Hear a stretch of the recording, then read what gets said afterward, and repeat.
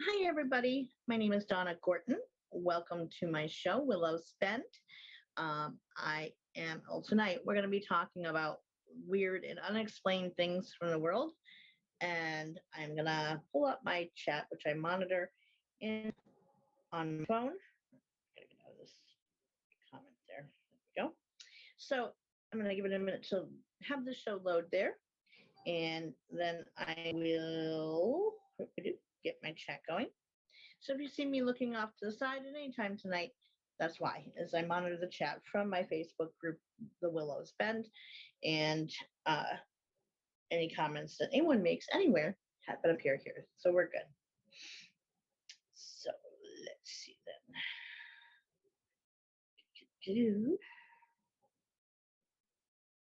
I'm just trying, there we go, get the feed up. And letting everybody know I see them. There we go. Hiya, Sandy. How are you, lovely?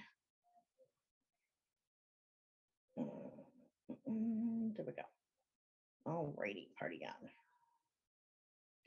And I suppose I should get my glasses on so I can actually read said comments. There we go. Look at that. Magnificent how much of a difference that makes. I noticed after I got done getting ready that, oh, wow, my glasses actually match what I'm wearing for once. Hi, Tanya. How are you, beautiful sis? How was your day? Was it just a Monday? You know, a Monday.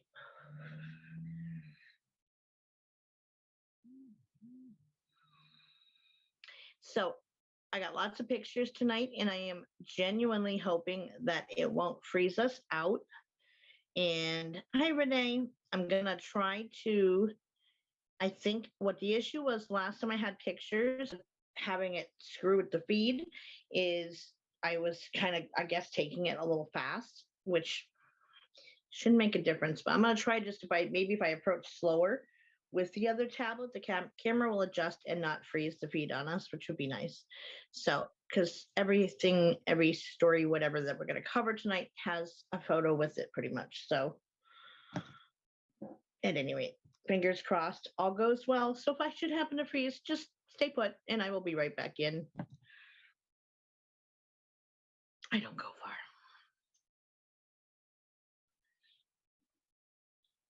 far. Okay, thank you, Sandy. So I'm going to go ahead and do the Sage Blessing. I'm surprised that Sandy Griffin's not in yet. She usually is. Ooh, I finally make it to the big screen, Renee. How awesome is that? Oh, matches are upside down. We don't need them spilling all over the floor. That'd be awful. I'll have to clean all them up. It's a brand new box. All right, so we're going to light it up. There we go. Sulfur on that one. There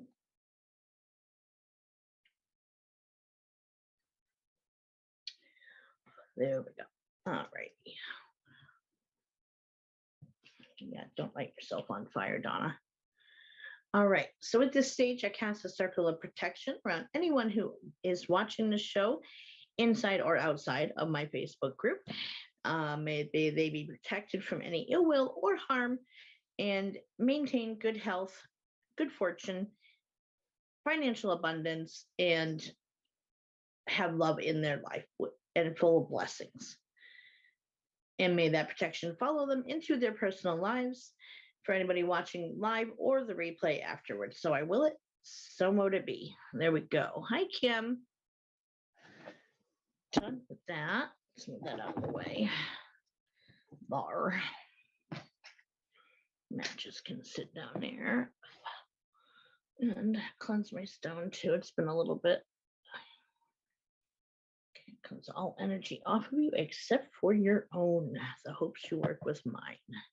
You volunteered tonight, so I would assume it's going to work with me. Oops.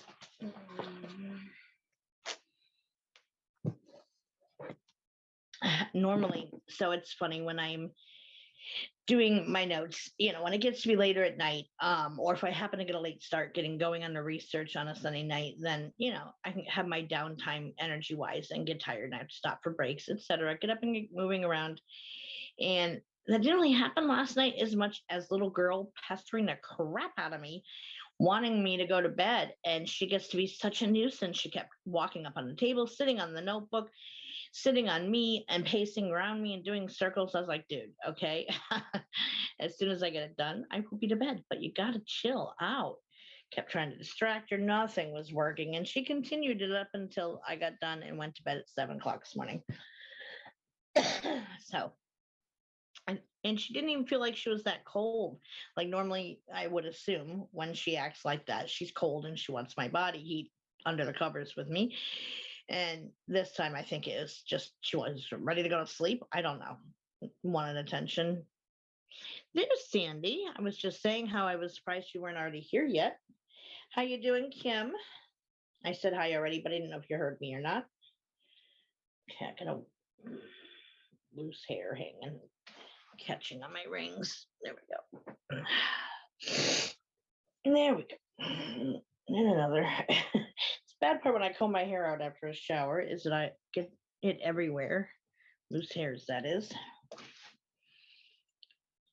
So tonight we're going to be doing weird and unexplained things of the world.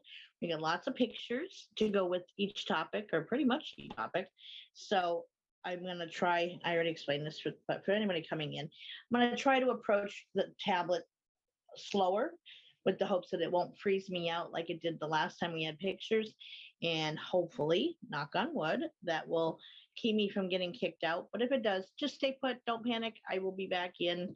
I just have to, reload Zoom and do it that way. And then Katie allow me back in. So hopefully coming at the camera slower will be less of adjustment for it, or he'll have time to adjust or react, whatever it is, whatever it does. Hopefully that'll work. So that's the plan. So let's see. Well, we'll give it another minute to see if any stragglers come in. I know Mary was coming in late because she had to work late tonight, as usual. So it's usually closer to 8:30 by the time she gets done. Hey, Nancy. I am doing well, Kim. Thank you. And I got to say, even though I hate the winter, I hate snow, and I hate cold, I am grateful for my full-length hoodies and that they can be broken out now. That's a good thing. They're so comfortable and they're warm and cozy.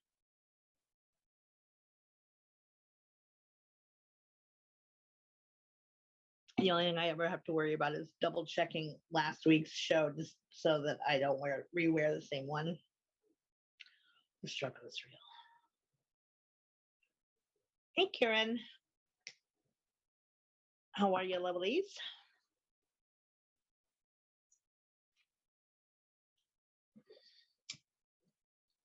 Let's see here. How you doing, Miss Nancy? Yes, when you're younger, I was talking to the pharmacist about this the other day, that when you're like, in your teens and stuff, for those of us who live in cold climates most of the year, or those that actually have an actual winter time, you just see older people and you're kind of like, I can't imagine why would they truck it to Florida and stuff in the winter, and that must be such a pain. And it's not that bad. Yeah, no, you know what? Now that I'm 50 and getting older, I totally can understand why they do it. Not that I have like, a second home I can go flying off to or driving off to, but I can understand the thought process behind it now. I hate the cold and winter more and more each year I get older. I don't find snow pretty at all anymore whatsoever. And yeah, it doesn't bedazzle me anymore. I'm just over it before it even starts. More snow tomorrow. No, we already got, I don't know about you down there, Sandy, but we have a solid ground cover here right now. I would say it's got to be at least a good inch on the ground already. And it's been there for like all week. I haven't been out today to get a fresh look at everything to measure it by, but just glancing out the window, with what's on the trees, it looks like we got more. Yeah, totally, Tanya. I detest snow. Like I said, it's not even really pretty anymore. Once in a blue moon, it'll be pretty, like when the sun glints off and it's all sparkly. But uh, other than that, okay, I saw it, I can appreciate it, and I say thank you, and then I send it away. Like we're good. It's not snowed there yet. Wow, I'm surprised, Tanya. Yeah, we've definitely had it here already. Sorry, Karen.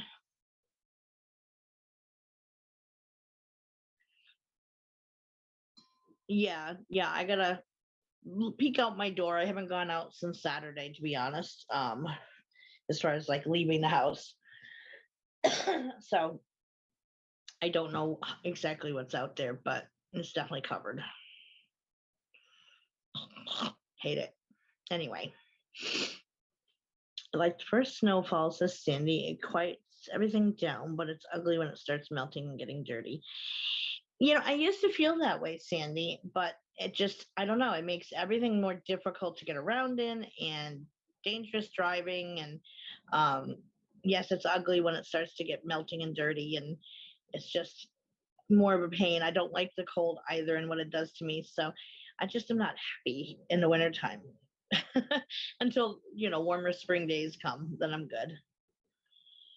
But I don't do well in heat either. So I'm kind of screwed. I need like a perfectly temperate place where it stays between like, I could even go as low at, let's say 60 to 70 year round would be perfect to me.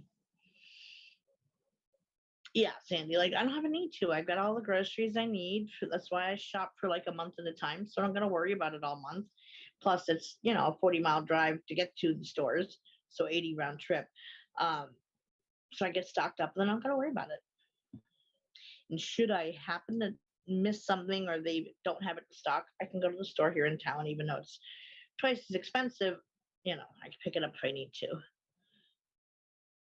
Oh, Sandy, totally grumpy child. Like, if I'm out in the cold, it puts me into full body muscle spasms where, it really does get hard to even like bend my knees and stuff because I'm just locked up.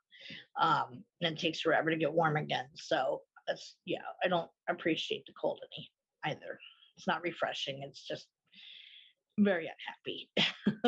So I do value the like curbside pickup and stuff for groceries now because you don't have to get out of your car. And I mean, I feel bad for those that are doing the work, but you know, it's nice for those of us who do have trouble with the cold or bad weather or whatever health stuff. The only thing I don't like is that if they don't have something in stock, they will, unless you specify otherwise, they will substitute it for something similar. And you can end up with 6 bags of like broccoli or something rather than what you actually want. That's a lot of broccoli to use up through the month. So other than that, though, I definitely like the whole curbside pickup thing. Yeah, action required. Okay. All right. So why don't we go ahead and get started, and whoever meanders in afterward can meander in. That's fine. So, weird and unexplained mysteries and things of the world. So, mysteries have like plagued humanity and vexed us since the dawn of humanity. And humans try to comprehend the world around them, always have. And, we want those answers. And especially back, before education was a thing and, early hominids, etc. I can't even imagine what they go through in trying to learn the world around them and understand it. And I'm sure much of it was passed down. But hey, Stace, yeah, I mean, I like it just cooked, like steamed and with butter and salt and sometimes cheese, but rarely. Um, Throwing it into salads, throwing it into fettuccine, whatever. Like, yeah, I kind of try to get creative with it. But so yeah, we struggle to understand the world around us, and there's still to this day many things that science can't just simply explain away. And we're gonna delve into some of them tonight. So I got 20 things for you of unexplained things or that are just weird, different, strange, unexplained stuff. So many we have figured out the answers to, but many more still perplex us. And we try to logic our way through everything, not wanting to accept that perhaps we're not meant to understand everything. For if we did solve all of the puzzles of the world, well, what would there be for us to strive for? Any goals, etc. It'd be game over, and then what? It's boring. So I think some of the things we're not meant to figure out, just is. So let's delve into some of the weirdest and still unexplained things of the world around us. So the first one I have is ancient wall art. Now, this was discovered in the Colombian part of the Amazon rainforest, and it's painted on an expansive wall that is massive. It covers 8 miles of like cliffside, and it goes up and down. It's quite tall. It's quite high. It's like way high. I don't even know how they would have accessed some of it unless at the time they were doing the art that the wall was lower, perhaps because of the geological changes and tectonic plates. Yeah, the rock is going to continue growing, but this thing is huge, and it's drawn in ochre. That was the ink of the day that was used way back when. It's thought to be at least 12,600 years old. Now, in and of itself, they can't date rock. It's not possible. They haven't figured out how yet. So they look for organic matter to test on rock things, plant matter in between, or little critters, or the remains of critters and fossils, etc., that might have been left behind. That stuff they can test, but rock and stone in and of itself, you can't really date. But this is thought to go back 12,600 years. Now, it contains several now extinct animals in exquisite detail for the day, and considering that it was made in ochre. It has everything from mastodons, tapirs, giant sloths, and were thought to have been drawn by indigenous people up through present day. Now let's see if I can get this pronounced right. Serrania La Lindosa archaeological site. If there's organic material in there, they can, Sandy. But off the stone itself, if there is no organic material present, then they can't. They haven't figured it out yet. Anyway, so the Serrania La Lindosa archaeological site is around where this wall was discovered, and it's made around the time starting around when the last ice age ended. And there's also people shown there interacting amongst the animals and the plants drawn. So it was obviously of the world around them. So I do have pictures of that. And hopefully they will come through on the camera. So let's go slow. I have to lean because my shoulder doesn't bend right that way. So I'm going to get it close so you can see the detail.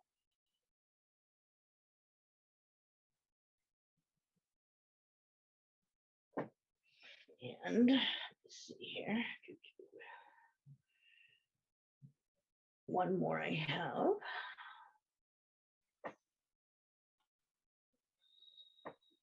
I was going to try to crop this, but then you lost how covered the wall is. Again, this thing is like 8 miles long, where it's just covered all these historic drawings. So it would have been, through caveman times, so to speak, to, Neanderthals on upward, through Denisovans and, modern day hominids, Homo sapiens sapiens. So yeah, I'm going to see if I can get a little bit closer so you can see the details on there. But yeah, there's all kinds of animals interspersed with different plants and people in there as well.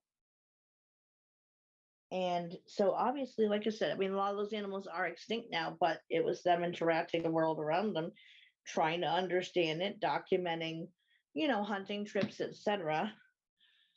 They did. Yeah, no, they did a really good job. And that's why that was the exquisite detail was the wording of the writer of the article I took that from. They use that to say, like, wow. And so and especially because a lot of that stuff, they would use sticks and things to draw with, or sometimes try to make paintbrushes out of animal hair and stuff tied to a stick, but it still was, a learned skill. So that is that wall there. Now, the second one is an artist by himself, and this one's unique. I hadn't heard of him before, which is surprising. His name is Augustine Le Sage, so if I'm saying it correctly. And he was born in 1876 and lived till 1954. And he used to be actually a coal miner in France. Now, one day in 1935, he said he heard a strange voice. Yes, Renee, yes, I've got the pictures too. So he said that one day he heard a strange voice that told him he would become a painter. And those voices he said that they guided him to create these really intricate masterpieces that are still marveled over today. He never knew what he would be making, but that his spirit guides would instruct him what to do, really from beginning to end. Like, okay, well, what kind of canvas to buy, what kind of colors are you going to need for the paintbrushes. Like, they would tell him everything and then instruct him in every step of the way of the detail of what to make. But he never knew what he was going to make until it happened. So his works are so symmetrical, and they're totally symmetrical marbles. And there are hints of Egyptian style in there, along with other Eastern monolithic designs. So he's said to have created about 800 pictures before his death, and that his guides, again, would take him through every step of the way, and it's still marveled at today. Yeah, I know, Renee. That's a problem for a lot of people, is they only have phones, and that's why I try to get it as close as I can to the camera. So I've got a few different pictures of the works he produced, but the detail on these, especially close up, are intense. And so far, thankfully, the camera's not frozen up, by the feed. So again, these are works that his guides put him to, and he was a coal miner before, which is even more astounding to me. He wasn't formally educated or taught in any paint skills and had no experience in painting before this. And let's see, next. Come on. There we go. Yeah, a lot of people go on YouTube, but I mean, the size of the screen is still the size of your screen to watch it on. So here's another one. I mean, look at the symmetry, and that was just freehand too. And the detail in there is astounding. I mean, even if you're not crazy about the design, I think one can appreciate the symmetry in there as well as the detail. So even if you're not a fan of his artwork itself, one can appreciate that in there. At least I do anyway. And here is another. Go slow. There you go. It's like all these different buildings and stuff and rooftops.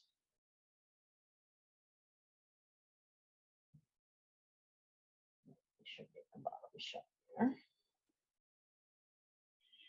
And let's see here. One more on his stuff. This one's quite different from the others, so I don't know if he had a different guide guiding him or what, but it's definitely a different style than the other pictures are. But there's still tremendous symmetry and so forth involved in that. So yeah, his paintings are still much sought after today, and like I said, there's like over 800 paintings he drew before his death, and he was painting up until his death as well. So, oh, now you did it, Donna. I don't want Google, but thanks. It's not going to go to it anyway because I'm not connected to the internet. just get my pictures to come. There we go. Come back up. So yeah, fascinating. I've never heard of another painter who was well known, who made those claims that that spirit guides guided him. So kind of cool. So number 3 are the Guidestones in Georgia. Now, I'm sure many of you have heard of these, and I didn't even know all of what I researched last night on these. I mean, of course, I knew of them, but I didn't know the details of them. So the Guidestones in Georgia are also called the American Stonehenge. Now, these are 5 gigantic granite monoliths, basically. There are 4 sides that stand vertical, and then there's one flat one that sits on top that kind of keeps the others balanced. These blocks were set up in 1980 in Dewey Rose, Georgia, is the name of the location. Kind of a nice name for a town, Dewey Rose. Sounds like a happy little streams run through there. Each block is 16 feet high, 4 inches total. Tall, and they form like a plus sign when viewed above. And I do have a picture of them. There you go. So when you see it from the sky, it forms a plus sign with the stones,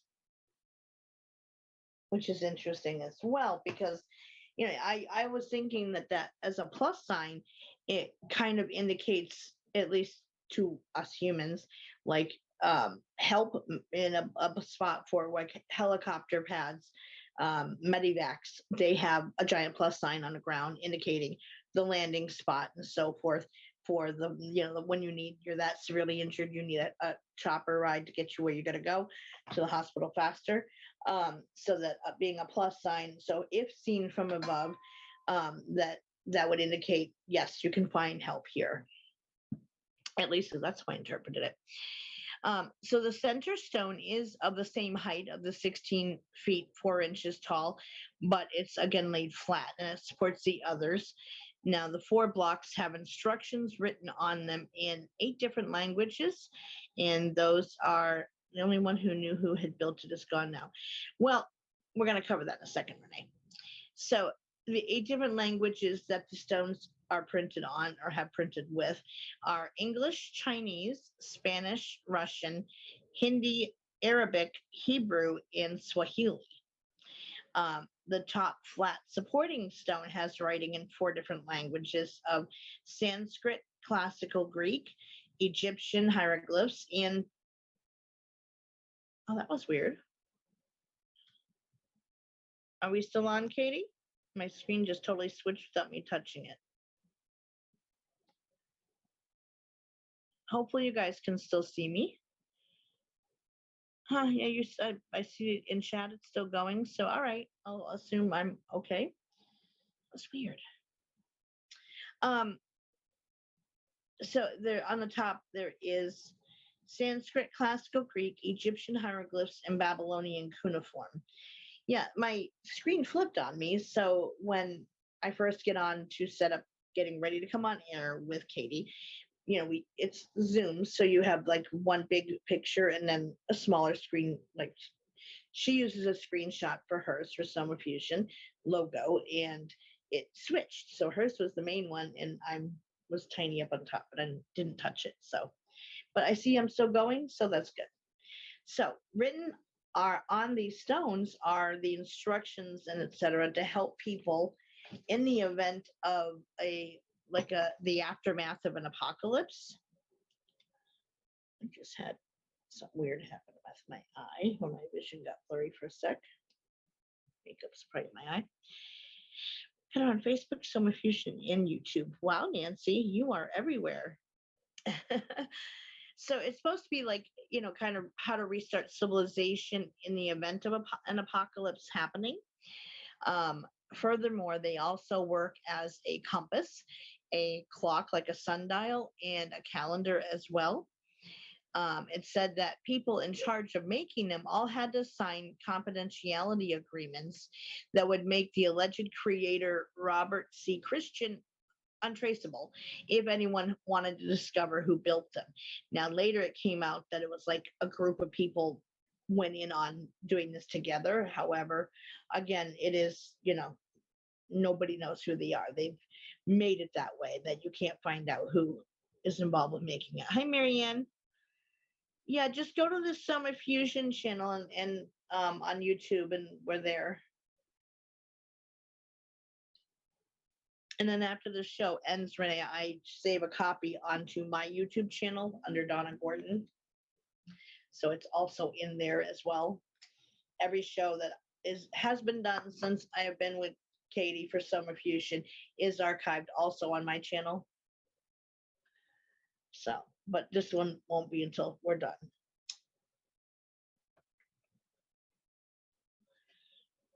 Okay, so it said that the people who made them, now there's a lot of like conspiracy theorists we're going to get into in a second regarding these stones, but recently there was a stone that had been added that had like the numbers 2014 labeled on their face. Pretty sure I got a picture of it. Yeah, there we go. But it's small, so they kind of put it in the corner of one of the stones. So it has different numbers on different sides of it. And let me see, I did write that down. So on this mini stone, it has the numbers 20, 14, 16, 8, the letters MM and JAM, and it was placed in the top corner that made by the other standing walls.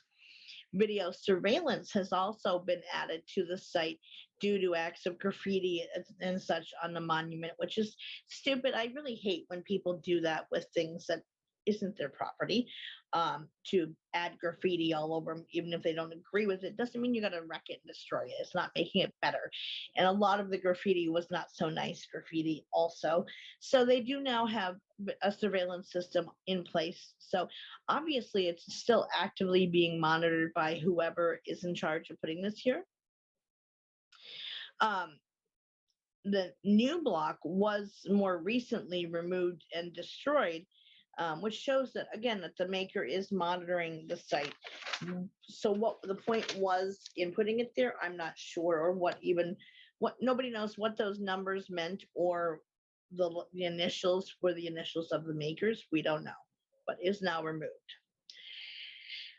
Even more mystery about them is the stones seem to promote a dystopian, which is the opposite of utopian society, and post-apocalyptic world, and it kind of like the New World Order thing that we hear about. Didn't they? Yes, we're gonna get into what all it, like the commandments, if you will, that are on there. I'm gonna cover those in a second, so you'll see why people are thinking that. So it's like, we hear a lot about that in conspiracy theorist stuff, that the New World Order, that is the ultimate goal of the elite powers and control, like the Illuminati, etc. And again, on its face, it sounds reasonable. However, if you do read between the lines, which we're going to look at that in a second, it kind of, you can see where that line of thinking comes from. So I have one more picture from there to show you, and then we'll cover what the commandment things are. So here's, I'm guessing it's something like an introduction to the site. It's like a plaque stone, if you will. And it says the Georgia Guidestones Center Cluster erected March 22nd, 1980. And then it has on the sides of there's like a square on top. It says, let these be Guidestones to an age of reason. And then on all four sides of the small square, it says Babylonian cuneiform, Classical Greek, Egyptian hieroglyphs, and Sanskrit. And then it kind of lists, I think it says abstract features, but it's kind of hard to read in this picture, and physical data, which I didn't find anything where that showed what that exactly said, but at any rate, I'm thinking it's kind of like you'd see that when you get to the site to kind of explain what you're looking at. Or explaining perhaps on the different sides of the stone, say.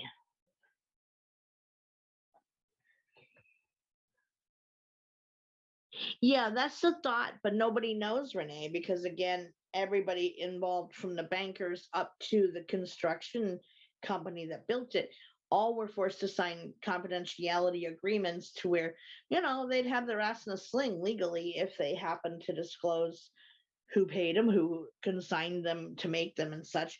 So they have to stay quiet on it. So it isn't known who went in on making these.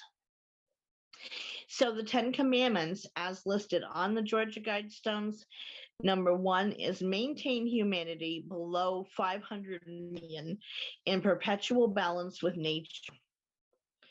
Number 2, guide reproduction wisely, improving fitness and diversity. Number 3, unite humanity with a living new language.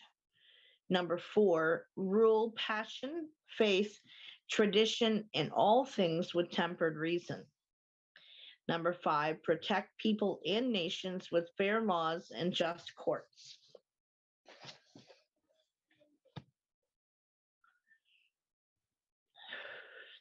Yeah, but I don't even think that was his real name, Renee. I think that was just a made-up name that was used, because they didn't want to be known, but it was found out later that there was a group of them that went in on it, but that name, the Robert Christman or Christensen, whatever it was not like a real person.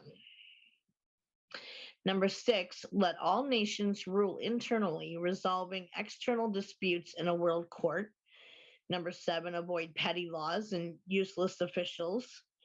Number 8, balance personal rights with social duties. Number 9, prize truth, beauty, and love, seeking harmony with the infinite. And number 10, be not a cancer on the earth, leave room for nature. And then down below it says again, leave room for nature. So a marker at the Guidestones says, let's these Guidestones be to an age of reason. The stones, again, were commissioned by a small group of loyal Americans, quote unquote, who wanted to remain anonymous. Hi, Brenda. Conspiracy theorists speculate that they were made by an elite group like the Illuminati, because they are thought to be like the originators of the whole globalist view of the New World Order type thing. And again, a lot of people are reading between the lines of those commandments. So let's go back over them for a second and kind of look at like an alternate meaning that if you do read between the lines of it, I can definitely see where, it's being seen as like the New World Order stuff. So maintain humanity below 500 million in perpetual balance with nature. First of all, who is to say what that number ought to be? And hey, Brenda, are they suggesting, we are now at like 7.8 billion people or so. So are they either hoping or, in the other people in between 500 million and 7.8 are killed off if there is an apocalypse, and then from there out to maintain it below 500 million. Now, I can understand from the point of if it's an apocalyptic world, then yeah, resources are going to be scarce. It's going to take a while to restart everything and get, plants, etc., growing again to feed us and animals and get the world kind of going in the right direction again. However, again, who gets to decide that 500 million? And is that something that would be enforced by some group? Because damn well that those types of people who made this anonymously, they're going to be safe and sound in bunkers underground, waiting it out until the dust settles before they stick their heads out and then try to assume control of things in a government fashion and kind of putting it out there. So that's how I interpret that one. Number 2, guide reproduction wisely, improving fitness and diversity. They're talking about bioengineering at its core. of, do messing around people's DNA and genetics in order to promote diversity and improving the fitness of the human form to make people stronger and healthier. So again, who gets to decide what is a desirable trait to have or not? They would, because they're the ones who got, safe and sound underground in their bunkers that are stocked for everything ever possibly needed in that kind of a situation, and including probably the equipment to do something like that, as well as having scientists at their disposal who could do that sort of stuff. So makes you think there. Unite humanity with a living new language. Now that one I agree with. In a post-apocalyptic world, having anybody who speaks that wide variety of languages that we now have on the earth, it's going to be hard to find somebody who can translate it if we're all still speaking 10,000 different languages. So I could see that being a good thing, but who decides what the language is? Obviously, each group is going to want it to be theirs, Rule passion, faith, tradition, in all things with tempered reason. I mean, that one makes sense in terms of, you got to temper your heart with logic to balance it out so that you're not going willy-nilly with just running from an emotional standpoint with everything and your belief system and so forth. You got to add some logic in there to kind of guide it. But, exactly, Sandy. Those people would be safe and sound. And, they've talked many times about, the elite picking and choosing who to take into those places that would be safe in the event of an apocalypse happening. And it would be the tip top of the bunch, so to speak. Those with the most power and money, those with the highest intelligence, best gene pool, and so forth, who could, kind of restart humanity, if you will. Yeah, but a lot of the places that they would be in would be underground, because then it would be, a silo would not be safe if it was like, a nuclear bomb going off. That would level a silo. But underground would be safe, or caverns, cave systems, etc. And there are a couple different ones that I know of now that have that type of a setup in mountains, inside of mountains, that they've cleared out and turned into a underground secret base. How many of you have seen the Resident Evil movies?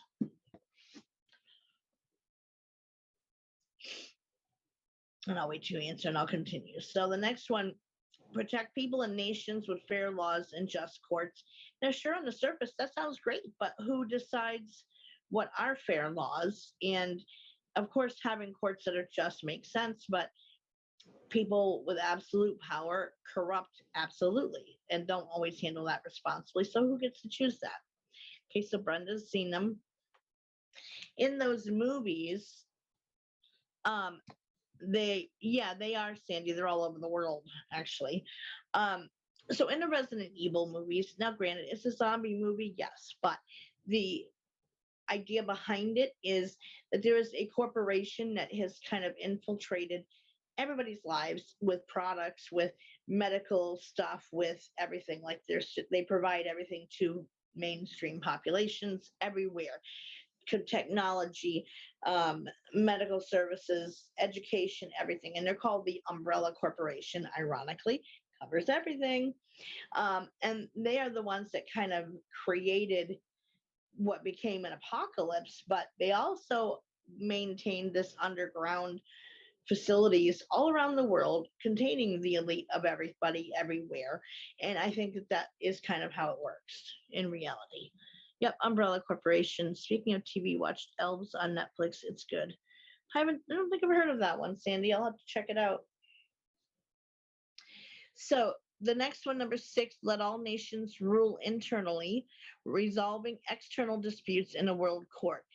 So first of all, like the let all nations rule internally means everybody handle your own stuff, basically. And when it affects the world, have a world court make those decisions. But again, who chooses which is which? The elite. It's new. Yeah, I'll have to check it out. Yep, the T-cell. So, number 7, avoid petty laws and useless officials. Well, if they are only the elite holding those types of offices, then it's going to be the same kind of overseeing things, the same power structure. Balancing personal rights with social duties. Again, who chooses what the rights would be and what social duties exist? Yes, we all would love to have it be, the golden age of humanity that's been prophesized, but this is not that. That is where things are in an ideal balance with everything else. And there is no ego involved in all of that stuff. Hey, Mary. Whereas in this type of society, yeah, again, it's going to be the elite that kind of take control of things in a chaotic world to offer what people would see as, oh, thank God, you're here to save the day and get things going in the right direction again. You're my heroes. But in reality, what is their agenda would be my question.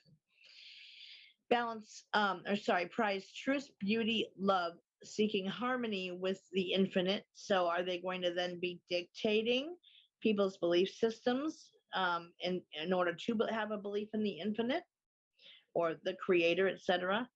Are you good now, Brenda? Be not a cancer on the earth, leave room for nature. Well, by controlling the population to only 500 million when we're now at 7.8 billion, there would be less of a strain on the earth with resources and so forth. But again, who gets to decide that of who lives and dies? And those who wouldn't be killed off in the event of an apocalypse, whatever kind of an apocalypse it would be, whether it's nuclear or whatever, then they would be, again, it's going to be only the toughest survive, basically. And yeah, leaving room for nature, that's important. The planet needs nature to thrive and exist. But again, who chooses that? So from that angle, it does give that a new, different kind of sinister meaning, if you will, behind these Georgia Guidestones. On the surface, yes, they sound great, but it is looking at it from more of a globalist, New World Order type of ideology. Just, something to kind of keep in mind when looking at these things. So the stones were commissioned by a small group of loyal Americans who, again, want to remain anonymous. But who and what group do they belong to is my question, which we'll never have that answer to, of course. But I think it's like the elite that are above the governments of the world. So anyhow, those are the Georgia Guidestones in Dewey Rose, Georgia. Anybody can go see them, but be aware there is a surveillance system there. So Big Brother is watching with whomever made the stones. So anyhow, number 4 of weird unexplained things of the world. Now, these are freaking fascinating but bizarre. I could never have imagined what they actually are when I first saw the video of them. I was kind of gobsmacked, to be honest. It looks like something flippin' alien. Wait till you see it. Gelatinous globules. This is in 2019. Yeah, the Illuminati is probably those behind it. So these are these gelatinous globules that were discovered around 2019 by divers. So a group of divers found a human-sized transparent gelatinous globule while researching a World War II shipwreck in Norway. Now, for over 30 years, people have been seeing these, but there is videos on YouTube of these things like just floating in the water, and bizarre. And I'll tell you what they are after I show you the picture. So let's show you the picture first. I'm going to reopen my pictures. Now, these are pictures I took directly from the video. It's only like a 2-minute video, but hopefully it'll show up. My pen's closed. Approach it slowly. So over here, just for size comparison, is the diver, to give you an idea how big this thing is.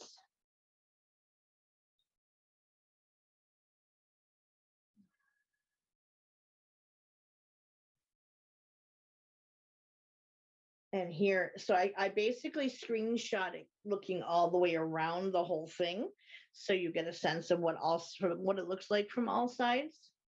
So again, keeping in mind that where the flashlight is, that is the diver, because of course these are deep underwater in the dark.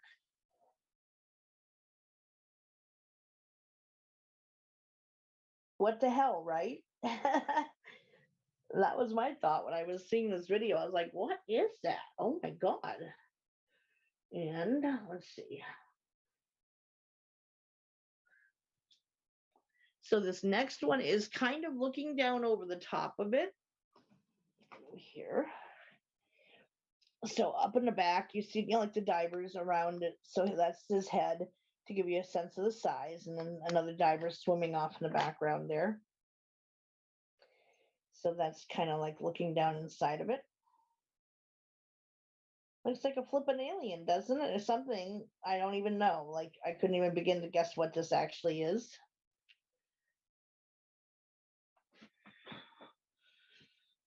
Legs, yeah. So what this thing actually is, DNA samples show that these are the eggs of the southern short fin squid. A squid makes that and lays its eggs inside of it, which is a 10 tentacle cephalopod. And I have a picture of what the squids look like as in adult form. Yeah, it is. It's like a gelatinous globule that's floating in the water, free floating. And it is full of squid eggs. That thing is made by, this is the adult squid and what they look like. They're not even really big, but rather than 8 legs, they have 10. And they come in a variety of different colors as well. Hard to believe that has created that. That giant gelatinous globule that's floating in the water is full of squid eggs. Fascinating, right? How weird is that?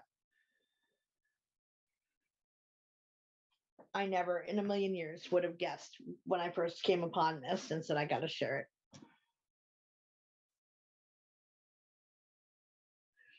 So yeah, it's the squids. They are the ones that make it and how they lay their eggs. So number 5 is the Mudas noises. Now, I don't know if Stacy might know where this is, at least because she lives in Connecticut, so maybe she's heard of it. The Mudas noises of Connecticut.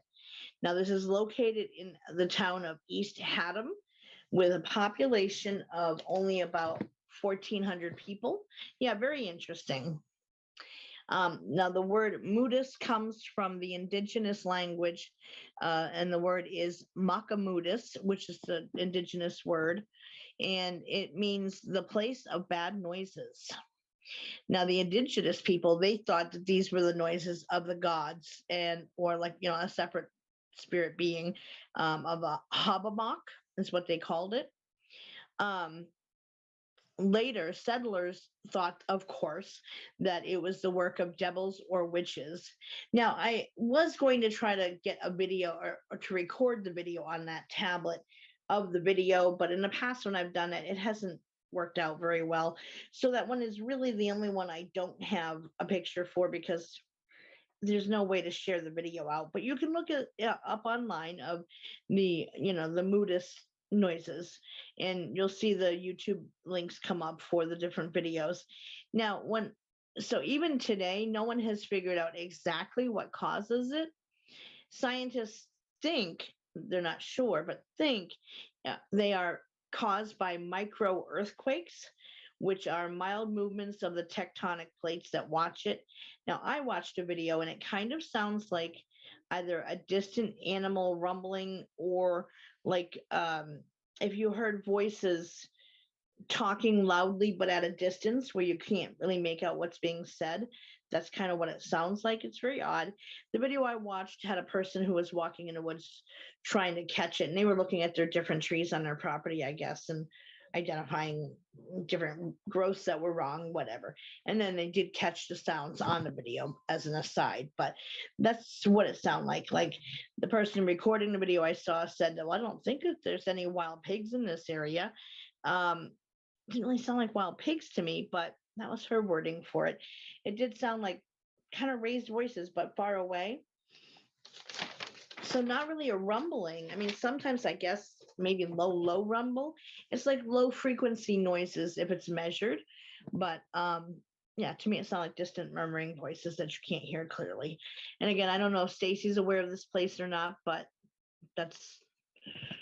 I've never heard of it, but it was interesting anyway.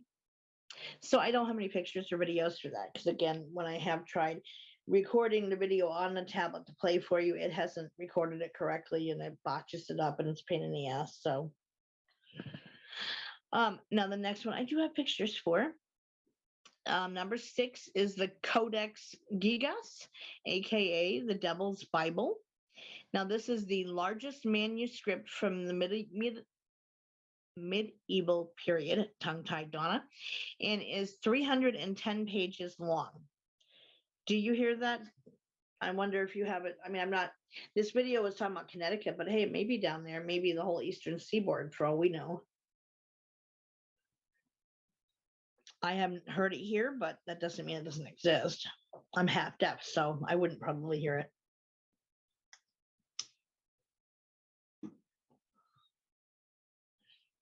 Okay, so let me get my tablet open again, just closed on me.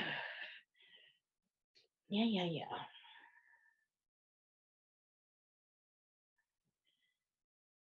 Come on. There we go. No. There we go. So here is a picture of the book itself. Yeah, that's what I kind of came across like on the video, Sandy, like, distant voices that you can't really make out what they're saying. So this is the Devil's Bible, or the Codex Gigas, as it's called.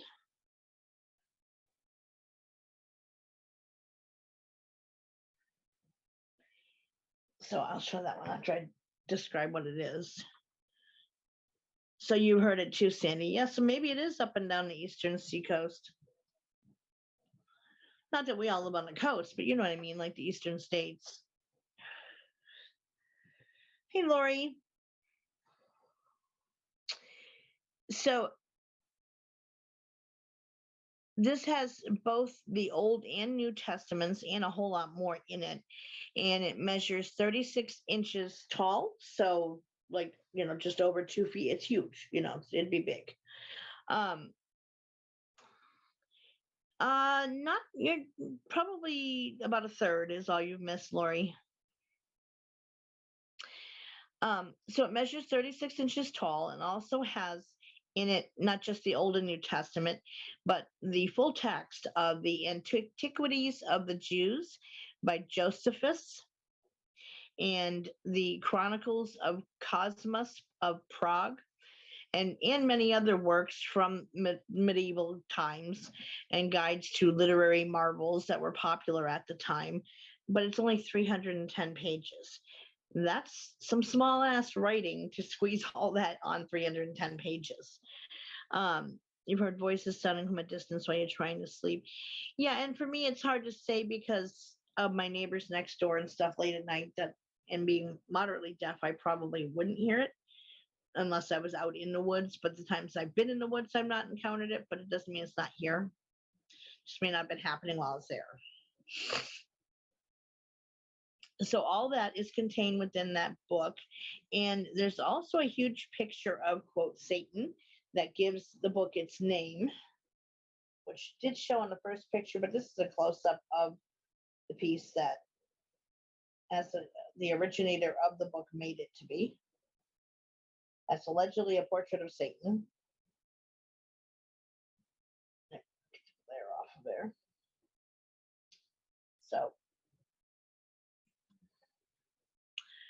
it is said that it was to have been created by the Benedictine monastery of Podlazice in 13th century Bohemia, which is now modern day the Czech Republic. and it's now housed in the National Library of Sweden in Stockholm. Right, Sandy? Pretty creepy. Oddly, I'm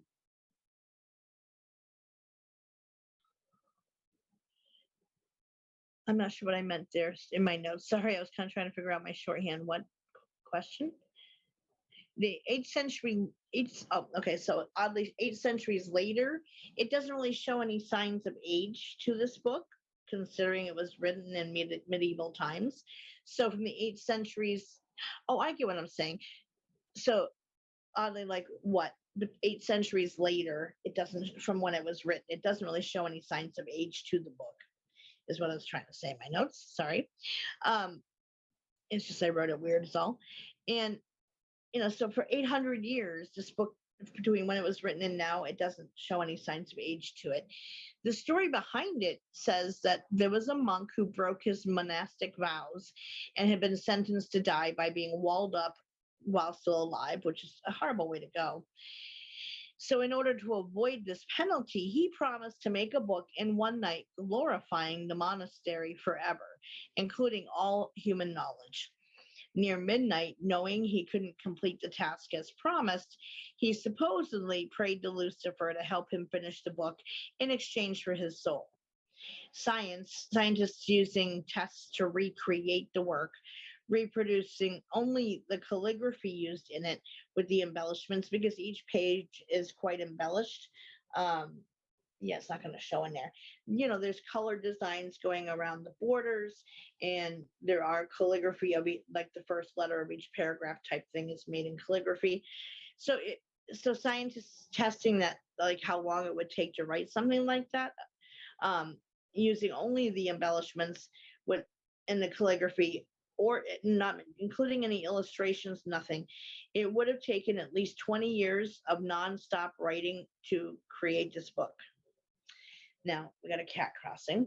The book did originally have 320 pages, but they're missing, and nobody knows why or who took them.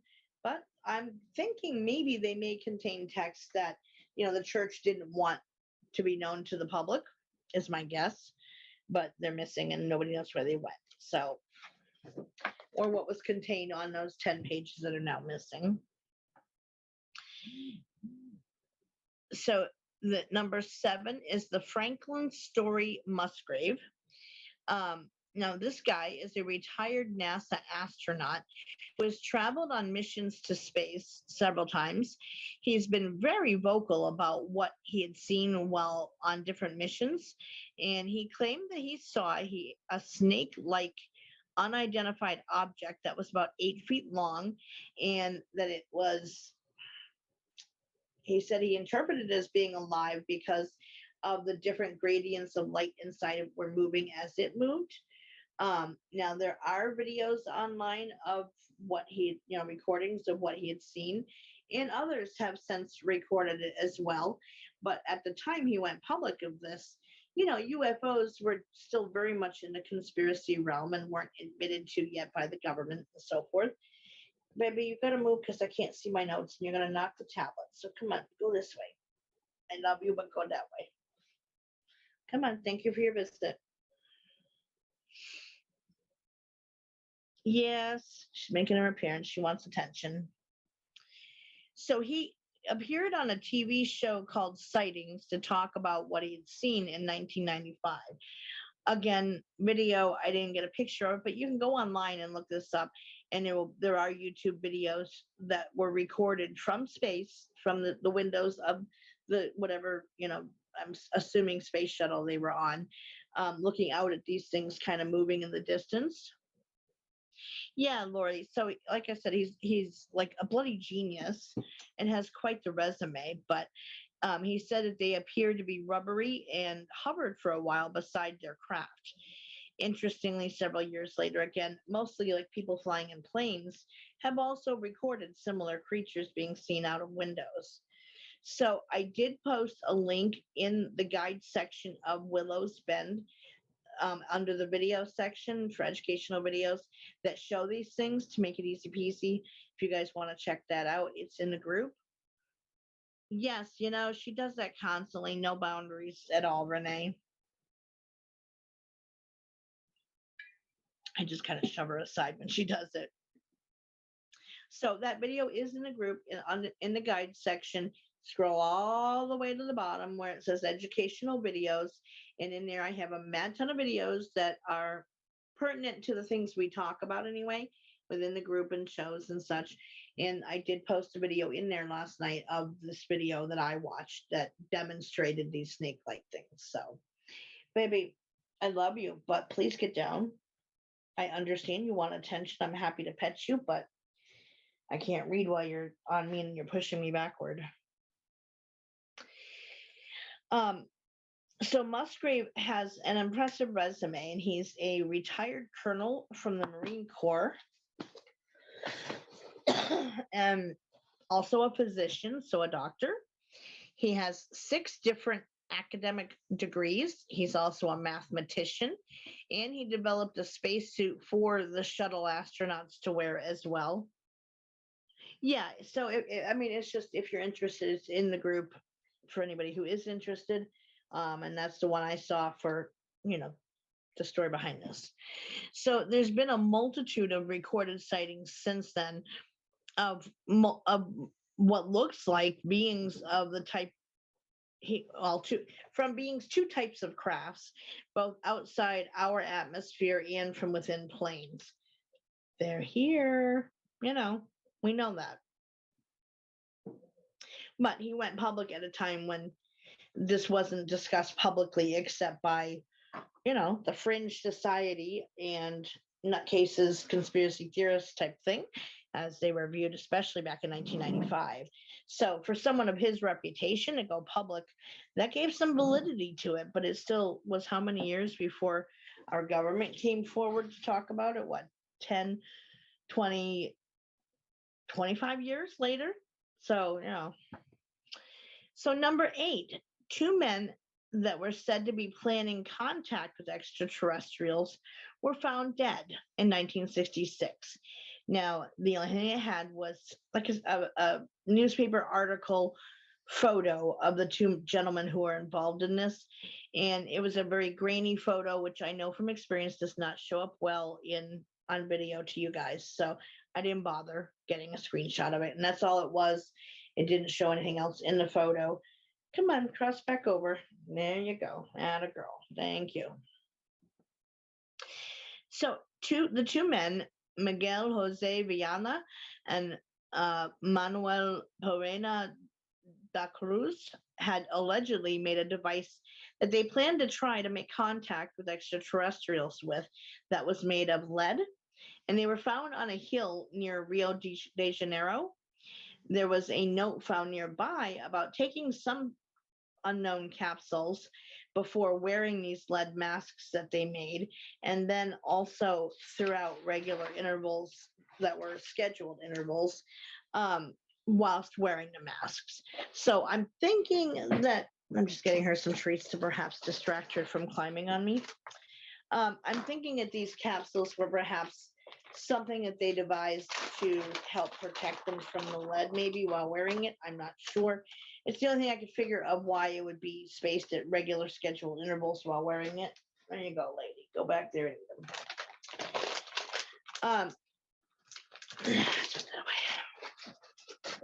So when they were found, they had their faces covered with these lead masks that they kind of were shaped like sleep masks are, with like the eyepieces that go over your eyes for trying to sleep with.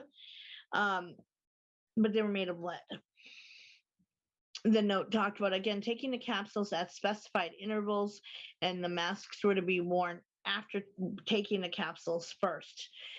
Their bodies were totally unharmed. There was no visible wounds on them anywhere.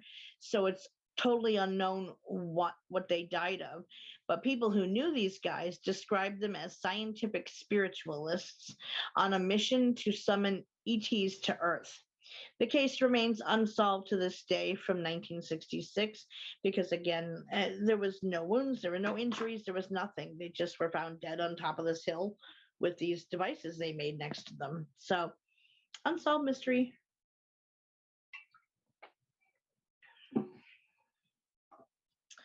Now, the next one, this is interesting. The Whale Whisperer. Number 9. Harry Brower Sr., who is an Alaskan man, has the gift to talk to whales, apparently. So he was an elderly gentleman, and I do have a photo of him at the time. He was a native of Alaska and an indigenous person, so that's him. And that is a picture of the whale that he allegedly communicated with, or communicated with him anyway. Now, when this happened, he was in the hospital for, I don't know, it didn't say why, but that he had been unconscious, and he suddenly woke up talking about this experience, this vision he had of a baby whale that led him about 600 miles away, only to find that the baby's mother had been hunted and killed by whale hunters like Dory. And it was like the baby had communicated with him, or maybe sent out, like a cry for help to anybody who could pick it up, maybe is what I'm guessing. And he happened to catch it. And yeah, Inuit is probably what his background is, Renee.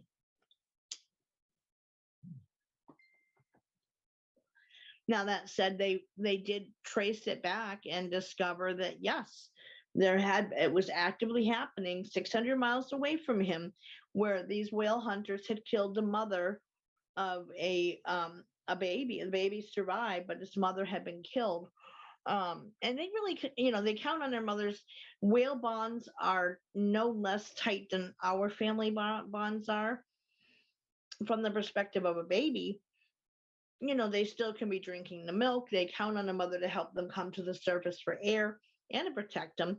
I mean, as part of their groups, other mothers, other females will take over, finish raising this baby, but it's still sad that they lost a member. And they grieve, all mammals, you heard me talk about this before, all mammals experience the same emotions we do. We're not above them in anything. We may like to think we are. I got one of her hairs in my mouth. We may like to think that we're above them in the higher form, but no, all mammals experience the same emotions, same mental health issues. So all of that stuff is the same for all mammals. So, when they lose somebody like that, like your mom, you're going to grieve that horribly. So he was responsible for helping change the laws regarding hunting females that have offspring with them. So again, he was in the hospital, came out of a trance claiming knowledge of a group of Inupiat hunters who killed the mother of the baby. And it turned out to be validated to be true. He even knew which guy the hunter had killed her, and whose meat cellars contained the meat from the mother. Like, he was aware of this, and he was right on all of it. So they are very communicable, but we don't give enough credit to any mammal life, whether it's animals or not, but all whales and dolphins are also mammals as well. And what makes a mammal is that they need to breathe air to survive. They give birth to live young, and that they suckle them, and that they drink the mother's milk to grow and survive from. So those three things are what makes a mammal a mammal. So any animal, land dwelling or ocean dwelling or whatever, they all have the same emotions to them and intelligence. They're way smarter than we give them credit for too. But because of this vision he got, which was validated to be true, he managed to help change the laws on not hunting female whales, because the indigenous people are allowed to hunt whales. Yeah, apparently he said that he got this information from the baby whose mother had been killed, and that he remote viewed it. But he was responsible for changing the laws that you could no longer hunt the females who had young with them, that you had to leave them alone. That was, because again, they are legally allowed to hunt them, indigenous people especially, because they do use all of it, but still, leave a baby abandoned is horrible. So, kind of cool story. Science hasn't figured that one out yet to explain that any more than they can adequately explain how any of us who can remote view and do things like that, how we do what we do. Hell, I don't have a solid answer on that other than, we're given that gift. Damn psychic mediums. Yes, Marianne, it's awesome that he was able to impact things to change the laws. So number 10, many of you may have already seen photos of this, but not really known about like the story behind it. The Crooked Forest.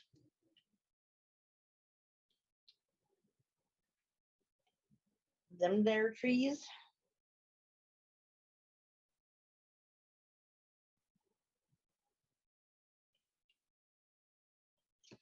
So, hi, Dad. Thank you for popping in. Hope you're okay, or, you're home now.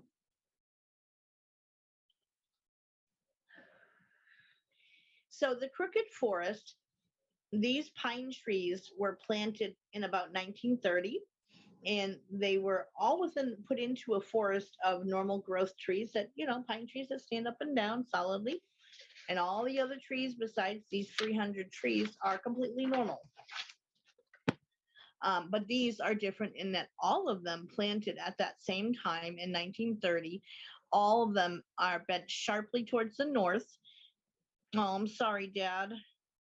Are you any better though, or still not great? I almost was going to message you today, and then the time got away from me and I didn't get to. So I figured either tonight I would at least, or tomorrow when I'm off. But I was thinking about you. So all of these trees bend sharply toward the north and then form a curve to straighten out. So kind of like and then go up towards the sky. So it's almost like if you took a question mark and put it in the ground on the round part, that's how the tree grows. And they look like 400 question marks in this group. No one's sure why just those trees do it. And theories range from manipulation as they were growing, like someone went in and physically shaped them, which is kind of dumb. Who would have the patience and the time to sit and train these trees to grow like that? I mean, that would be a very time-consuming thing to keep having to go in and hit up 400 trees to set up the exact same, contraption to shape them to grow that way. So that doesn't make sense. To aliens, which doesn't really seem realistic if they would mess with just 400 trees, but who knows? So there's no answer yet as to why those 400 trees grow that way, but kind of neat anyway. And again, all the surrounding trees in this forest are otherwise normal pine trees. Yeah, it's like they described them as looking like if you turned a question mark upside down and stuck it in the ground. So the straight part goes up towards the sky, but the curve, all of the curves point towards the north only. And that's it. And my photo, if I can turn it around.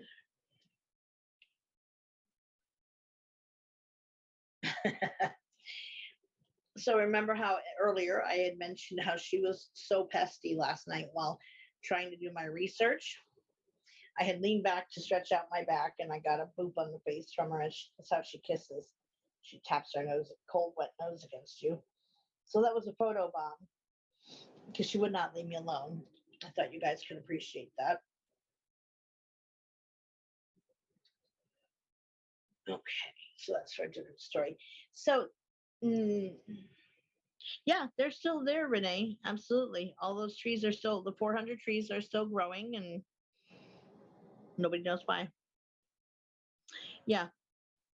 No, it's like in the middle of the forest, Lori. No, I don't think anybody tends them at all. They just were planted back in 1930 and left to grow.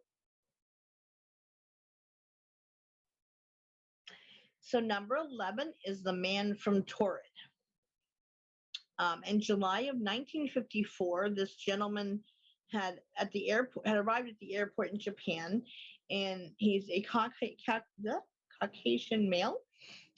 normal looking, but as far as how he was dressed, he wasn't acting suspiciously weird or anything. He just was a guy who, disembarked the plane.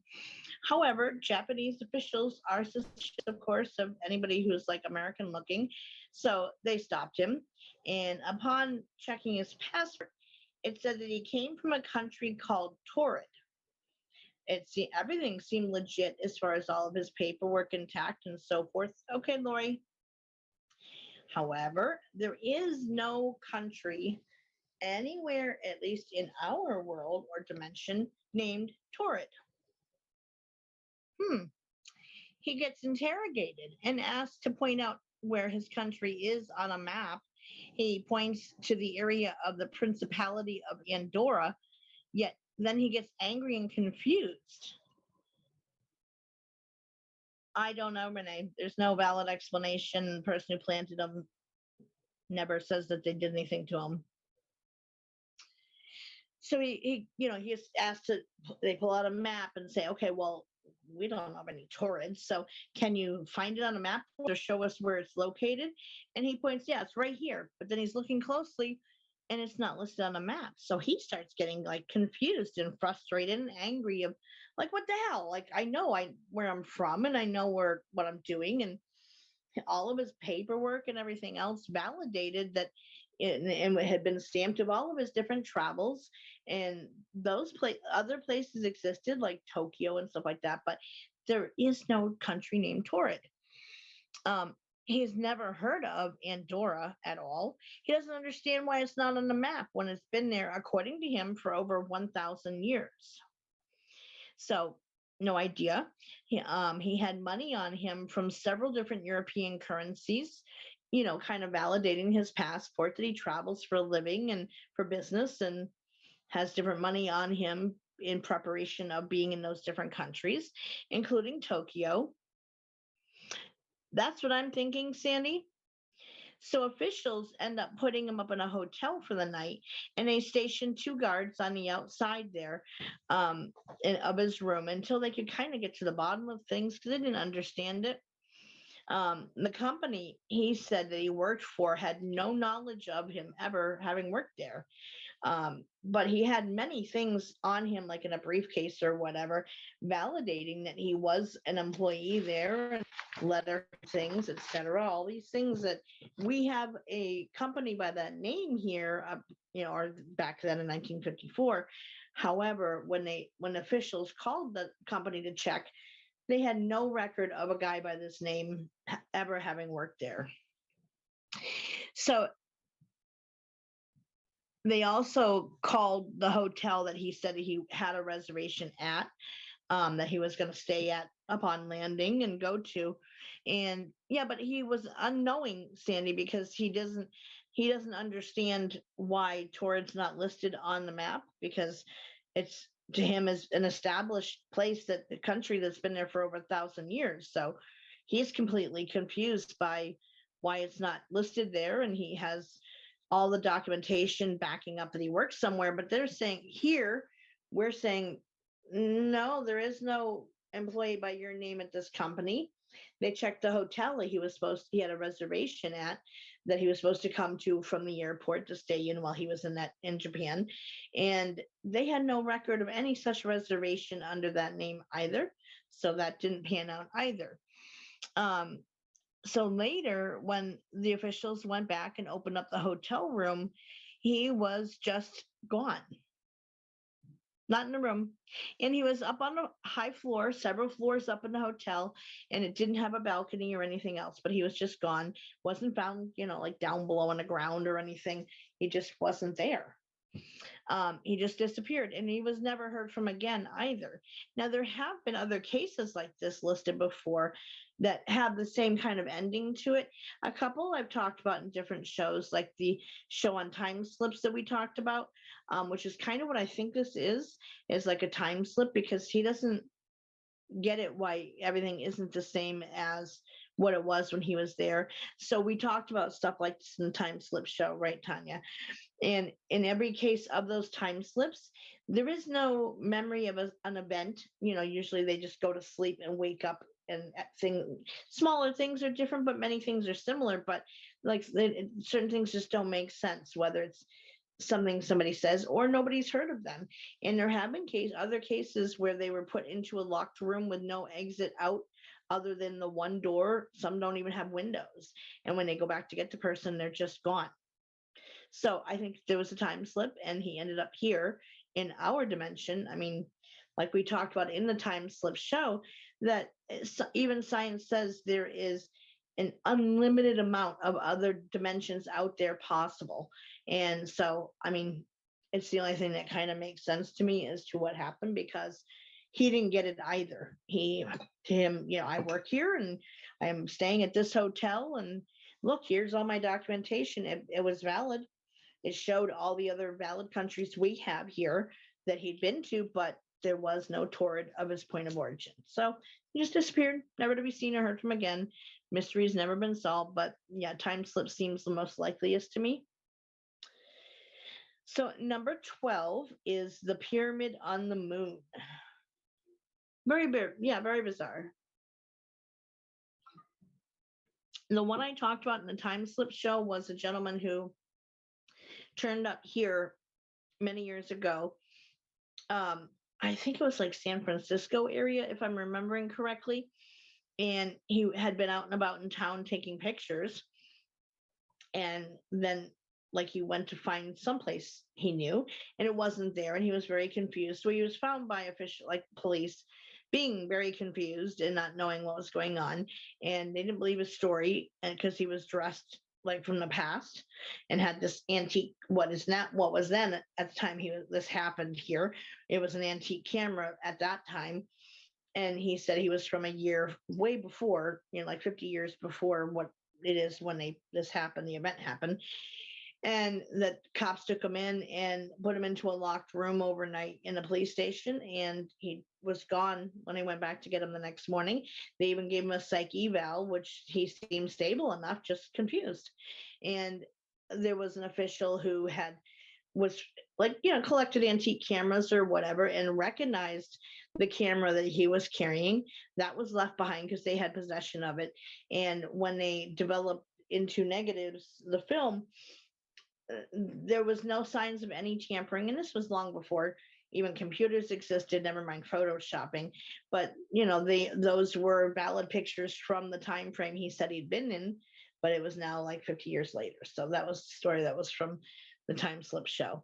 But yeah, I can't even imagine. And there have been many other people who had stories similar to that, except where they went to sleep and woke up and started their day and think, you know, their partners, their husbands, wives, whatever, were the same people and looking the same. However, things that they knew about, or if they asked them a question about something like, oh, where's this or where's that? We don't have that. We never have had that. Okay. And they go about their day into work and they're seeing all these unfamiliar people to them that they don't know because they're not from here. So the people, you know, can be different, the players in it. And, you know, they just notice little things, and it can go on for a day or two, and then they go back to sleep, and then they get up and they're back here again. So some odd stuff. So the pyramid on the moon, number 12. Now, I've got a couple pictures of it. This was hard to get because it was shot back during the original moon landing of the original first Apollo mission. And so that was back in black and white film days. And of course, being shot a bit at a distance, they're very grainy. So I do have two pictures, but they're a little hard to see. So I'm hoping it comes that you guys can see it. It's the best I could get for screenshots of what they were, though, and with cropping and stuff, so to try to make it easier. Oh, there it is. Okay, so this is the pyramid on the moon. So if you're looking straight at it, let me see. Up, I can get it back to the right angle again. I had it right there. Now in the photo, it is a bit better defined, where it is clearly a pyramid shape sitting on flat ground.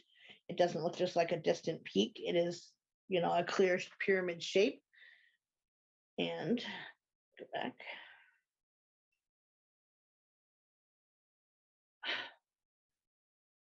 If you don't hit that button just right, it goes to try to open Google rather than my albums of photos.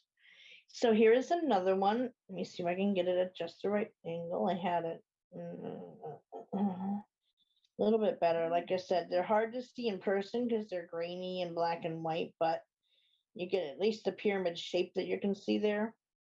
If y'all want them in the group, I can post them in the group for you guys to see, you know, a little bit better or clearer. But so these were taken during the first Apollo mission. Did you really, Lori? Interesting. I wasn't born yet, but you know. So the ones I just showed were taken, like I said, by the first Apollo by the Geophone rock formation during the last flight to the moon. So I thought it was the first one, but it's the last one. Yeah, I can do that, Nancy. So in the Apollo 17 photo index, they were just listed to be blank. It didn't list anything about these things being there. Like, you know, they have like almost like a file for photos taken at the time. And for these pictures, it just says blank. And that's it. So they were hiding these pictures from being available even to most government officials, whatever. But those are the actual photos that were blank, allegedly. But they clearly show pyramid shapes. So yes, I can get those into the group for you guys after the show's over. I mean, granted, again, keep in mind they are still very grainy and black and white, but they are a bit clearer than what it comes across here. So number 13, the vampire murder mystery of Lily Lindstrom. Now, the only photo that turned up for this one, yeah, that's not it, was it really more showed like a bed in an old photo, but you couldn't even really see a body in it. So I didn't bother taking a screenshot of that because, you know, it's kind of dumb. So Lily was age 32 and she was a sex worker in Stockholm, Sweden in the 1930s. She had a small apartment just for entertaining. And one night she popped into her neighbor Minnie's apartment in search of condoms before she went out to work at night. And before heading home, she didn't quite make it there. Lily had been dead for 2 to 3 days before police broke into her apartment looking for her. I don't know if it was her friend who reported her missing or what, but somebody did. And so it was 2 to 3 days after she was dead that the police broke into the apartment and found her. Now, she was found face down in her bed with, now I had to say this as delicately as possible because it's Facebook, so my video doesn't get in trouble for it, for being graphic. Or else, you know me, I would just go ahead and say it. You can use your imaginations to deduce what I mean. So she was found face down on the bed with evidence of sexual activity.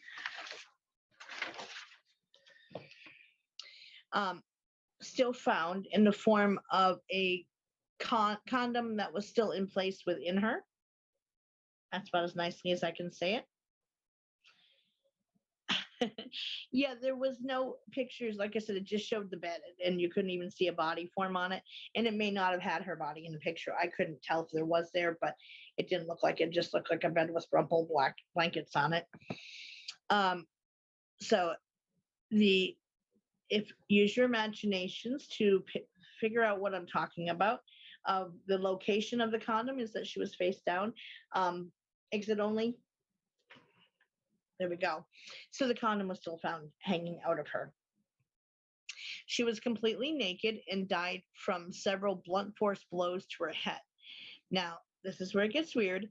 Later investigations showed that nearly all of her blood had been drained from her body, but it wasn't found in the room. There was saliva that was found on her neck and her body. Now, Lily's neighborhood that she lived in was called Atlas. So the killer got named the Atlas Vampire. There was a gravy ladle that was found in her place. Yeah, you know, that's where it pays to get in touch with other people to say, hey, if you don't hear from me in X amount of time, come looking for me. So this gravy ladle had been found in her apartment. that was covered in blood, and it was thought to possibly have been used to drink her blood from her. Um, all her past clients were investigated and cleared, and the case to this day remains unsolved because there wasn't DNA evidence back then for them to have collected the saliva, etc. Now, yes, we have data banks that they can kind of track that stuff through, but back then in Stockholm, Sweden, there was nothing even remotely close to it. So I'm thinking they probably didn't even collect samples of the saliva that was found on her body. So it still remains unsolved to this day who killed her. But they apparently drank or drained her blood. Yeah. So number 14, the doll that vanished. I do have a picture for this one.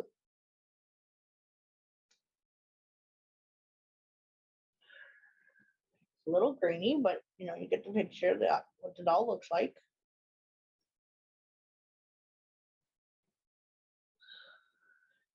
Porcelain dolls, you either love them or you hate them. It's one of those things. Some people are freaked out by them.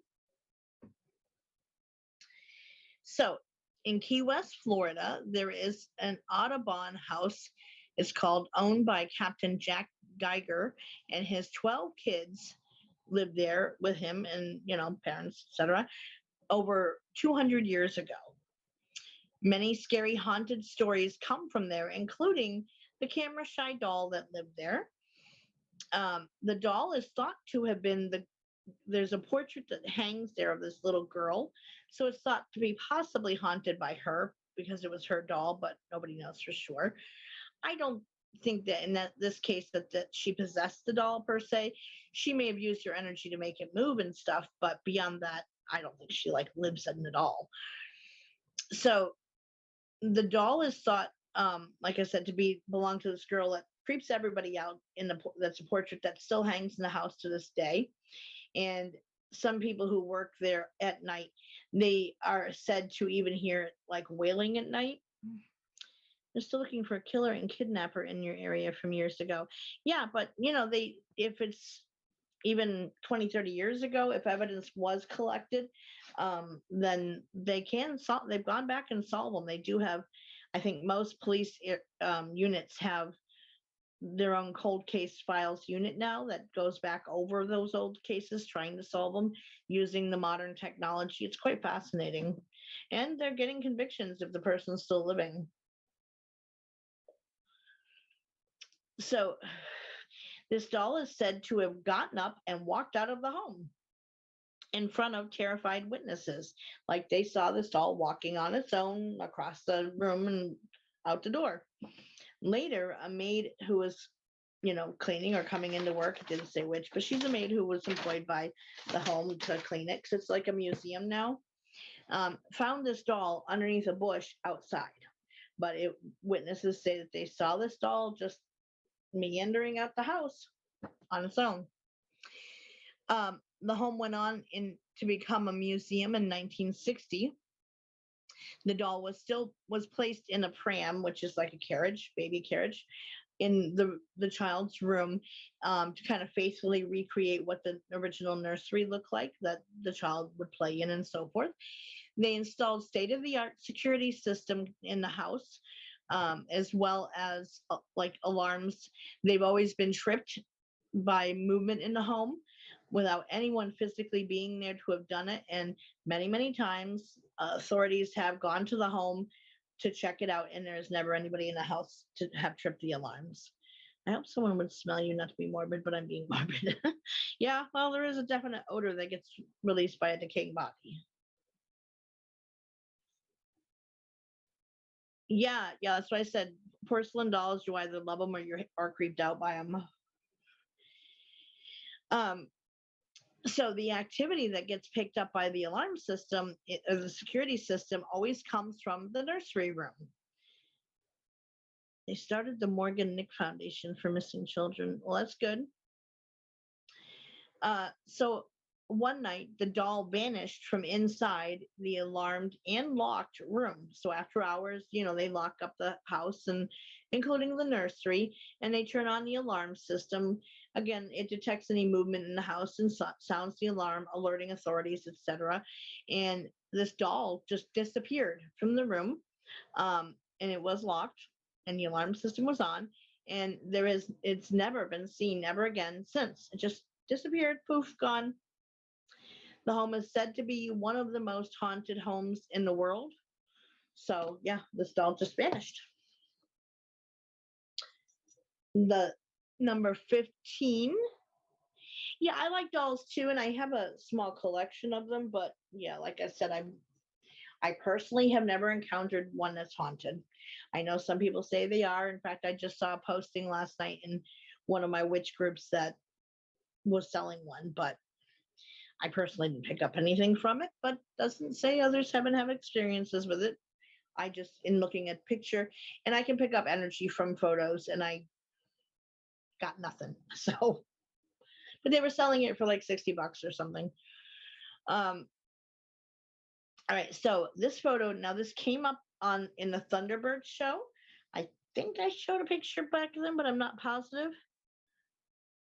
They're oddly in a non-witch group and the secondhand group. Yeah, like Annabelle, except oftentimes they are porcelain dolls.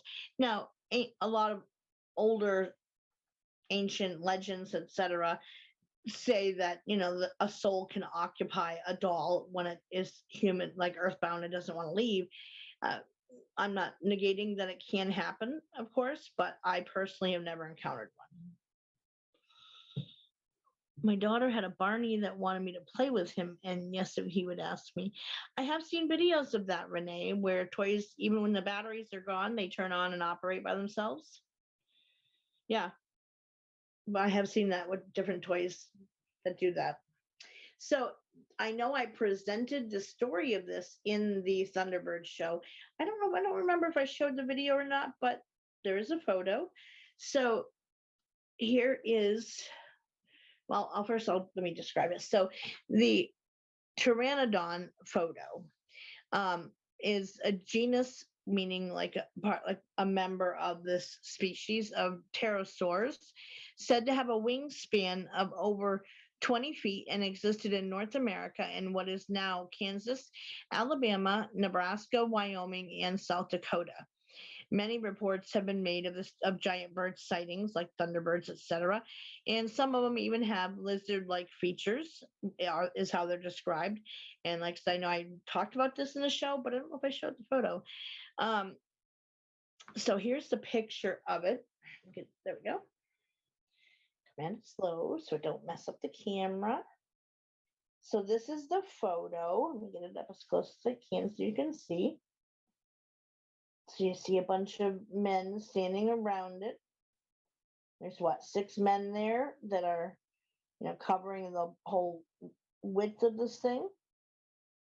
And up over here, I don't know how clearly it's coming up on the camera to you guys, but is the head of the thing is like right in this area here of its mouth. That does have, one of those more sharp-beaked straight bills that have the teeth in them.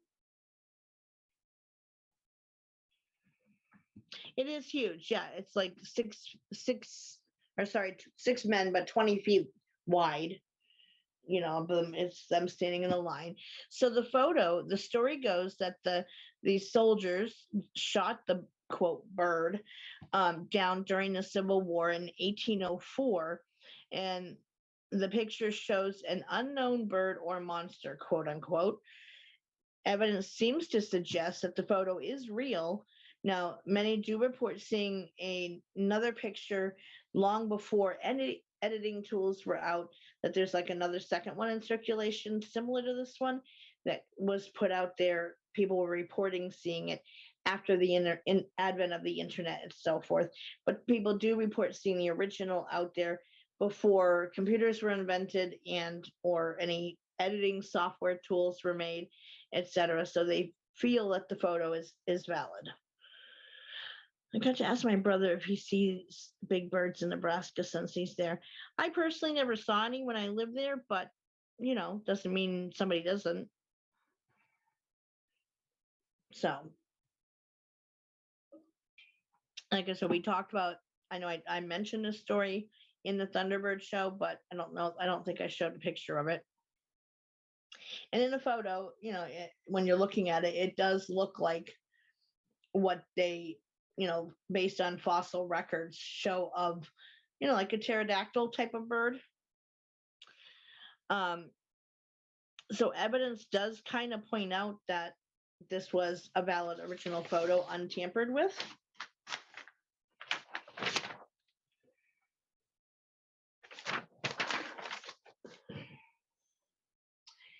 So it's up to the viewer to decide, like whether it's valid or not. But if people are to believe, for having seen this photo before the internet came around and editing software tools, with standard film, there was less of an opportunity to tamper with them. And they were, kind of evident, like all the old original spiritualist ghost pictures that are out there, and where you can, and I know how it's done because I took a photography class and did it. So where you superimpose the negatives one in front of the other, and it will present like a ghost image of the one behind it and on the first picture. But this isn't that. So okay, sorry, reading your comments. So there you have it. There are 15 tales of weird, unexplained things from around the world that there are no solid answers for either way. Some of them are weirder than others, but yeah, most are pretty odd. So the next Willows Bend, episode 169, will be on December 6th. Hard to believe we're going into December now, but it's what it is. And book group will be on Wednesday night at 8 p.m. Last week was much more of a discussion type of session and hanging out than not. We just talked about a lot of different spiritual topics and questions answered and stuff. So, but that can happen. So it's not always just about reading the book. We learn in there too. So that'll be 8 p.m. on Wednesday in the room in Willows Bend group. Anyone's welcome. So topics for voting on for next week is the Pied Piper of Hamelin, the Cobb family haunting, the real Valiant Thor. And I feel like I should explain this a little bit, what that topic Valiant Thor is it was a supposed alien being who came here from, I think it was Mars, who I guess worked with the US government and trying to help them to kind of give them advice on not destroying the environment and the concerns about nuclear bombs and so forth like that. And he appeared like a normal human being by how he looked, but he was bloody off the charts brilliant, like genius level brilliant and beyond. And so his story is thought to play out. So it is not the comic book hero that is the topic. Not at all. I think maybe it might have been based off of that in part, but this is something different from that. So thank you, Sandy. So the Pied Piper of Hamelin, the Cobb family haunting, the real Valiant Thor, and the 1-800 golf tip line mystery.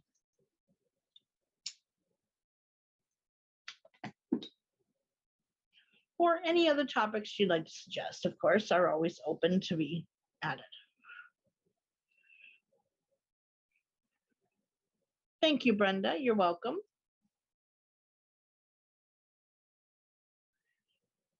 So the Pied Piper of Hamelin, the Cobb family haunting, the real Valiant Thor, or 1-800 golf tip line mystery.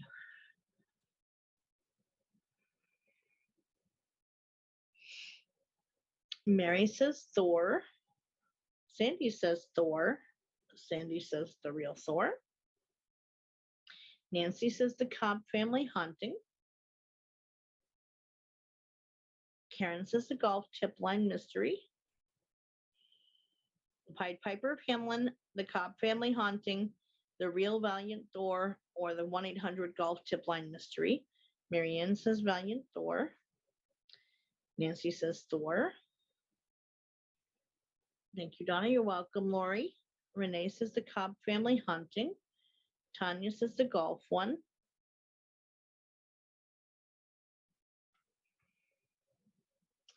is 5, 6, 7, 8, 9. So we're still missing 4 people's votes. Lori says Cobb. So there's 3 people's votes we need. Thank you, Mary. I thought I had done 20 of them, but I know I was damn well exhausted by the time I got done at 7 o'clock this morning and a bit more than a bit blurry eyed. So I think I thought I was going to do 20 and it ended up being 15. Karen said the golf. Yes, I did get Karen's vote already. So it was 15, but it still was like 24 pages of notes. So, you know. Yes, Brenda, I did get your vote. Stacy says Cobb family or Thor. Gotcha. I don't know if Katie has a vote or not, but she's welcome to, of course. Right now, Thor, the valiant Thor, is in the lead.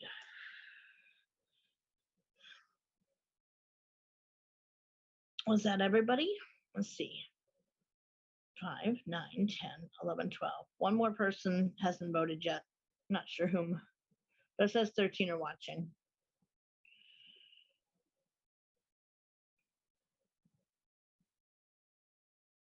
Thank you, sis. I appreciate you being here and listening in. Love to the fam. Oh, one person's gone. Okay, so then if whoever just left apparently doesn't want to vote, so be it. Speak now or forever hold your peace. So then Valiant Thor will be the topic. Yeah, Dad always says he doesn't care. Nancy, like, he just says whatever. He may have been the one who stopped watching. I don't know. He hasn't said anything for a while. One person did leave, so it might have been Dad. I don't know. I don't know if I can see who's here or not. Let me look.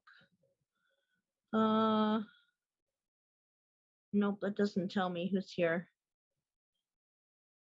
Yeah, it doesn't show me who's here and who's not. So it might have been Dad who popped out.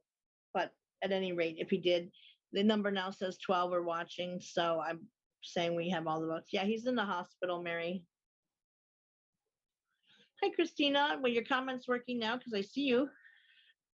Did you want to vote, sweets? We have the Pied Piper of Hamelin, the Cobb Family Haunting, the Real Valiant Thor, or 1-800 Golf Tip Line Mystery. The Valiant Thor was in the lead, though, so.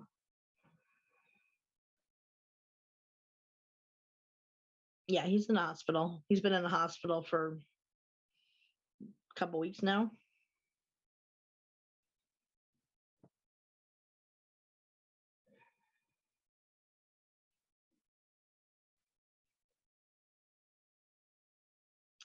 That is a topic that was in the lead, Christina. So there we gotcha. So the Valiant Thor will be next week on December 6th, 8 p.m. Eastern, as always.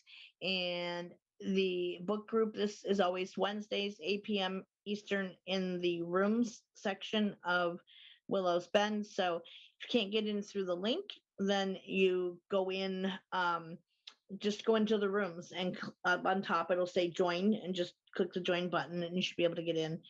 I don't know how much he wants me to say, Tanya, but I know the cancer is back and it was like blood clot related. So they were keeping an eye on him.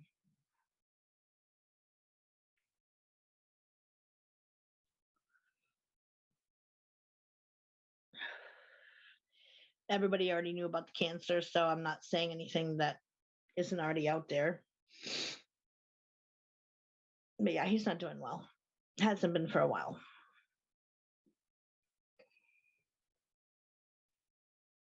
Yeah. Well, I will let him know all of your prayers and good energy sent his way. So, all right, then that will be it for this week. All good, Marianne. It is what it is, you know. Everybody's life ends up, ending eventually. Not that I think he's dying, but, he could. Anybody can at any time. We know that. So life's a fragile thing. I will pass that on to him. Thank you, Mary. So thank you everybody for coming, and I appreciate each and every one of you and love you all as well. You're my family, you know that. So thank you. Many blessings, and I hope you guys stay warm if it's cold where you're at, and that you stay safe out there. And I will see you guys around Facebook land and in book group on Wednesday night. Have a wonderful night, everybody. Love to everybody.